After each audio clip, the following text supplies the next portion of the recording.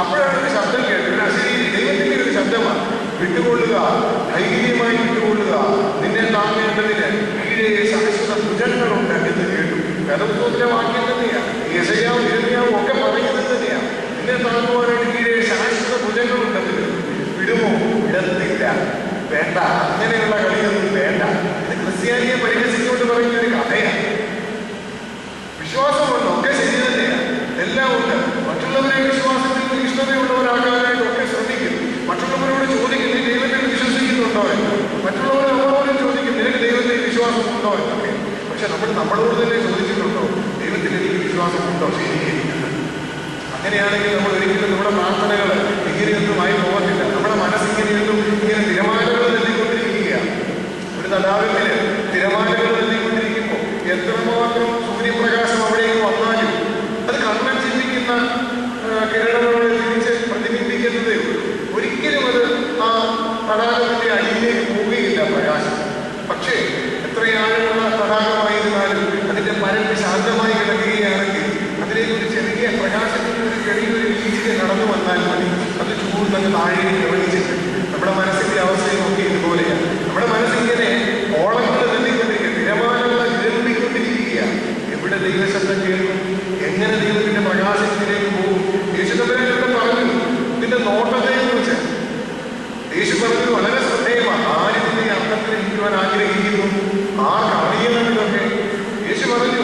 നിന്റെ നോട്ടം ശരിയുള്ളതാണെങ്കിൽ, നിന്റെ കണ്ണ് ചുവപ്പുള്ളതാണെങ്കിൽ നിന്റെ നോട്ടം ശരിയായി. നിന്റെ കണ്ണ്, നിന്റെ നോട്ടം ശരിയല്ലെങ്കിൽ നിന്റെ ശരീരം മുഴുവനും ഇരുണ്ടതായിരിക്കും. ഈ കാഴ്ച എന്ന് പറയുന്നത് വളരെ പ്രസക്തിയാണ്. കാഴ്ച അല്ലെങ്കിൽ ഒരിക്കലും പൂർണ്ണമല്ല. കാഴ്ച പൂർണ്ണമാകുന്നത് മനസ്സിലൂടെയാണ്. അത് നോട്ടത്തെ വിലയിരുത്തുന്നത് ഹൃദയമാണ്, മനസ്സാണ്. ആ മനസ്സ് ശരിയാണെങ്കിൽ കാഴ്ച ശരിയാകുന്നു. നമുക്ക് തന്നെ അറിയാവുന്നതാണ്. നമ്മൾ പലരും ഒരേ വസ്തുവിലേക്ക് നോക്കിയാൽ നമ്മളിലുള്ള നമ്മുടെ കാഴ്ചകൾ, നമ്മുടെ വിലയിരുത്തലുകൾ പലതായിരിക്കും. നമ്മുടെയൊക്കെ മനസ്സിന്റെ അവസ്ഥയനുസരിച്ചാണ് വിലയിരുത്തലുകൾ പോകുന്നത്. ഇതുപോലെയാണ് യേശു പഠിപ്പിച്ചത്. യേശു തമ്പുരാനൊരിക്കൽ കാഴ്ചയില്ലാത്ത ഒരു മനുഷ്യനെ തൊട്ടിട്ട് അവന്റെ കണ്ണ് സൗഖ്യമാക്കിയിട്ട് അവനോട് ചോദിച്ചു, നീ ഇപ്പൊ എന്താ കാണുന്നതെന്ന് ചോദിച്ചു. അവൻ പറഞ്ഞു, ഞാൻ മനുഷ്യരെ കാണുന്നു, അവര് മരങ്ങൾ നടക്കുന്നത് പോലെയാണ്, അവര് നടക്കുന്നത് മരങ്ങളെ പോലെയാണ്. അവിടെ എന്താ, യേശു മരുന്ന് മാറിയാണോ സൗഖ്യമാക്കിയത്? അല്ലെങ്കിൽ യേശു തെറ്റുപറ്റിയതാണോ? അല്ല. വീണ്ടും യേശു തമ്പുരാൻ അവന്റെ കണ്ണിൽ തൊട്ടിട്ട് ചോദിക്കുന്നു, നീ ഇപ്പൊ എന്താ കാണുന്നത്? വീണ്ടും ചോദിച്ചു. അവൻ പറയുന്നു, ഞാൻ മനുഷ്യരെ കാണുന്നു, അവര് മനുഷ്യരെ പോലെയാണ് ഞാൻ കാണുന്നതെന്ന് പറയുന്നു. ഇവിടെ ആ കാഴ്ച, നോട്ടം ശരിയാകുന്നതിന്റെ ആവശ്യം. നമ്മുടെയൊക്കെ നോട്ടങ്ങൾ വികലമായി പോകുന്നതിന്റെ കാരണം ഇത് തന്നെയാണ്, നമ്മുടെ മനസ്സിന്റെ അവസ്ഥയാണ്. ഇതുകൊണ്ടാണ് പുനരുദ്ധാരണം ചെയ്യപ്പെട്ട യേശു തമ്പുരാനെ മറിയ തെറ്റിദ്ധരിക്കുന്നതും ഇതുകൊണ്ട് തന്നെയാണ്. മറിയ യേശുവിനോടുള്ള സ്നേഹം കൊണ്ട് ഓടിപ്പോകുകയാണ് യേശു തമ്പുരാന്റെ കല്ലറയ്ക്കിലേക്ക്. മറിയയുടെ മനസ്സിലുണ്ടായിരുന്ന യേശുവിന്റെ ചിത്രം മരിച്ച് 3 ദിവസമായി കിടക്കുന്ന യേശുവിനെ, ആ യേശുവിനെ സുഗന്ധദ്രവ്യങ്ങളും പൂശുവാനായിട്ടുള്ള അതിയായ ആഗ്രഹം കൊണ്ട് മറിയ യേശുവിന്റെ കല്ലറയ്ക്കിലേക്ക് പോകുകയാണ്. അവിടെ ചെന്നപ്പോൾ അവള് കാണുന്നത് അവളുടെ മനസ്സിലുള്ള യേശുവിനെ അല്ല, അവിടെ ഉയർത്തെഴുന്നേറ്റ് കാലുണ്ടി നിൽക്കുന്ന യേശുവിനെയാണ് കാണുന്നത്. അവൾ അന്വേഷിച്ചത്, നിങ്ങൾ നീ ആരെ തിരയുന്നെന്ന് ചോദിച്ചപ്പോൾ യേശുവിനെ കണ്ടിട്ട്, ഉയർത്തെഴുന്നേറ്റ് യേശുവിനെ കണ്ടിട്ട് തെറ്റിദ്ധരിച്ചിട്ട് പറയുകയാണ്, യജമാനനെ അവനെ നീ എവിടെ വെച്ചു എന്ന് ചോദിക്കുകയാണ്. ഇവിടെയാണ് കാഴ്ചയുടെ പ്രശ്നമായത്. ഇത് മനസ്സാണ് ഇത് ഈ കാഴ്ചയെ വിലയിരുത്തിയത്. അവളുടെ മനസ്സിലുണ്ടായിരുന്ന യേശു മരിച്ച് അടക്കപ്പെട്ട് 3 ദിവസമായി കിടക്കുന്ന യേശുവായി. പക്ഷെ ഇവിടെ കണ്ടത് ഉയർത്തെഴുന്നേറ്റ് കാലുണ്ടി നിൽക്കുന്ന യേശുവിനെയാണ്. ഇവിടെയാ അവളുടെ നോട്ടം പെശക് പറ്റിയത്. അവളുടെ മനസ്സിന്റെ ചിന്ത അവളെ നോട്ടത്തെ ബന്ധിച്ചത് ഇവിടെയാണ്. കാഴ്ച വികലമാക്കിയിട്ടുള്ളത്. ഇവിടെ യേശു തമ്പുരാൻ അവളെ മാത്രമേ മറിയെന്ന് വിളിക്കുന്നത്.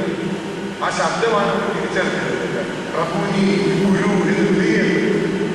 അതുപോലെ തന്നെയാണ് നമ്മുടെ മനസ്സിൽ ഒരുപാട് പ്രശ്നങ്ങളും പ്രയാസങ്ങളും പ്രതിബന്ധങ്ങളും ഒക്കെ ഇങ്ങനെ നിരത്തിക്കൊണ്ടിരിക്കുകയാണ്. ഇവിടെ നമ്മൾ എവിടെ ആശ്വാസം കിട്ടും, അല്ലെങ്കിൽ എവിടെ ഇതിനൊരു സാന്ത്വനം സമാധാനം കിട്ടുമെന്ന് ആഗ്രഹിച്ചുകൊണ്ട് നടക്കുകയാണ്. അല്ലെങ്കിൽ നമുക്ക് ഒരുപാട് കടബാധ്യതകളോ ഒരുപാട് ജീവിതത്തിൻ്റെതായ ഒരുപാട് പ്രതിസന്ധികളോ ഉണ്ട്.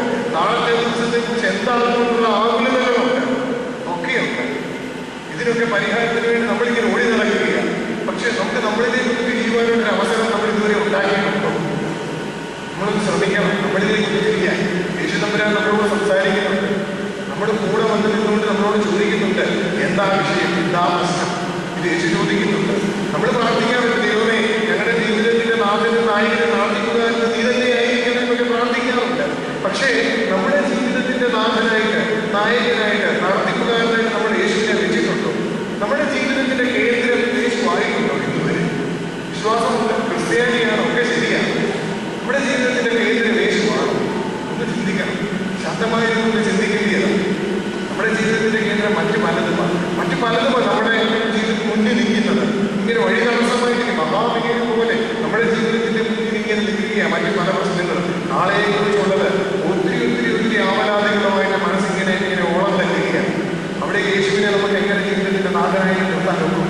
യേശു വന്ന് നമ്മളോട് ചോദിക്കുന്നുണ്ട്, എന്താ നിന്റെ പ്രശ്നം, എന്തിനാ കഴിയുന്നത്, ഇതൊക്കെ യേശു ചോദിക്കുന്നുണ്ട്. പക്ഷെ അവിടെ നമ്മൾ മാനസികമായി കണക്ക് കൂട്ടുകയാണ്. യേശു തമ്പുരാൻ നമുക്ക് വേണ്ടി, ദൈവം നമുക്ക് വേണ്ടി കണക്കുകളൊക്കെ കൂട്ടി വെച്ചിരിക്കുകയാണ്. നമ്മുടെ എല്ലാ കണക്കുകളും ദൈവം കൂട്ടി വെച്ചിരിക്കുകയാണ്. പക്ഷെ നമ്മൾ നമുക്ക് വേണ്ടി കണക്ക് കൂട്ടുക. മനുഷ്യൻ, ഞാൻ പറഞ്ഞ പരിമിതികളുമുള്ള മനുഷ്യനാണ് നമ്മൾ നാളെ അടുത്ത നിമിഷത്തിൽ നമുക്ക് എന്താ സംഭവിക്കുന്നത് നമുക്ക് അറിയില്ല. നമ്മളാണ് നമ്മുടെ നാളെക്ക് വേണ്ടിയുള്ള കണക്കുകൾ കൂട്ടിയിരിക്കുന്നത്. ഇവിടെയാണ് യേശു പറഞ്ഞത്, വേണ്ട അങ്ങനെ ചെയ്യരുത്. യേശു ശിഷ്യന്മാരോടുകൂടി ഇങ്ങനെ വഴിയിലൂടെ നടന്നു പോകുമ്പോഴാണ് അവരെ ഒരു പുതിയൊരു പാഠം പഠിപ്പിച്ചു കൊടുക്കുകയാണ്. അവരെ തോണ്ടി വിളിച്ചേച്ച് പറയുകയാണ്, വയലിലെ ലില്ലിപ്പൂവിനെ നോക്കുക, എത്ര മനോഹരമായിരിക്കുന്നു അത് കണ്ടാൽ, വളരെ സൗന്ദര്യമുണ്ട് ലില്ലിപ്പൂവിന്. എന്നിട്ട് പറയുന്നു, നിങ്ങൾ പറയുന്നത് ലോകത്തിലെ ഏറ്റവും സൗന്ദര്യമുള്ളവരും ആഡംബരത്തോടു കൂടി ജീവിച്ചവരും ശലോമോനാണ്. പക്ഷേ ഞാൻ നിങ്ങളോടൊരു കാര്യം പറയട്ടെ, ഈ പൂവിന്റെ അത്രയും സൗന്ദര്യം ശലോമോൻ ഇല്ലായിരുന്നു. എന്നിട്ട് പറയുകയാണ്, അത് വസ്ത്രം കൊടുക്കുന്നില്ല, അത് ഒരു സമ്പത്തും സ്വരൂപിക്കുന്നുമില്ല, ഒന്നുമില്ല, അവ എത്ര മനോഹരമാണ്. അത് കഴിഞ്ഞ് വീണ്ടും കർത്താവ് നടക്കുകയാണ് ശിഷ്യന്മാരോട് കൂടി. കുഴിച്ചു കഴിഞ്ഞ പാടത്ത് ഇങ്ങനെ പറവകൾ വന്ന് കതിരുകൾ ഇങ്ങനെ തിന്നുകൊണ്ടിരിക്കുകയാണ്. എന്നിട്ട് യേശു തമ്പുരാൻ പറയുന്നു, നിങ്ങളിങ്ങനെ എന്ത് ഭക്ഷിക്കുമെന്നൊന്നും ഇങ്ങനെ വേവലാതിപ്പെട്ടുകൊണ്ടിരിക്കുകയല്ലേ? പറവകളെ നോക്കുക, അവ അധ്വാനിക്കുന്നില്ല, അവ വിതയ്ക്കുന്നില്ല, കൊയ്യുന്നുമില്ല, ധാന്യക്കുഴിയിൽ ശേഖരിച്ചു വെക്കുന്നുമില്ല, പക്ഷേ ദൈവം അവയെ പുലർത്തുന്നു. എന്നിട്ട് പറയുന്നു, അങ്ങനെയാണെങ്കിൽ അല്പവിശ്വാസികളെ നിങ്ങളെ എത്രയധികമായിട്ട് ദൈവം പുലർത്തുന്നു. എവിടെ പഠിക്കാൻ, എവിടെ മനസ്സിലാക്കാൻ, അതൊക്കെ ഒരു വഴിയെ കിടക്കുകയാണ്. യേശു പലതും പഠിപ്പിച്ചു കൊടുത്തു, യേശു പലതും പറഞ്ഞു കൊടുത്തു, നാളെയെക്കുറിച്ച് നിങ്ങൾ ആവുന്നതായിട്ട് വ്യക്തമായി പറഞ്ഞു കൊടുത്തു. പക്ഷെ ക്രിസ്ത്യാനികളുടെ ജീവിതത്തിന്റെ ഏറ്റവും വലിയ പ്രശ്നം എന്ന് പറയുന്നത് നാളത്തെക്കുറിച്ചുള്ള ചിന്തകളാണ്. ശരിയാണ്, വരാനിരിക്കുന്ന ലോകത്തിലെ പുതിയ ജീവനെ കുറിച്ച് ഇങ്ങനെ നോക്കിപ്പാർത്ത് അവരെപ്പോഴും ഇങ്ങനെ ഭാവിയെ കുറിച്ച് ചിന്തയുള്ളൂ. അങ്ങനായി. പക്ഷേ ഈ വരുവാനിരിക്കുന്ന ലോകവും പുതിയ ജീവനുമൊക്കെ ഈ സാധുക്കളായ പിതാക്കന്മാരെ വിഭാവനം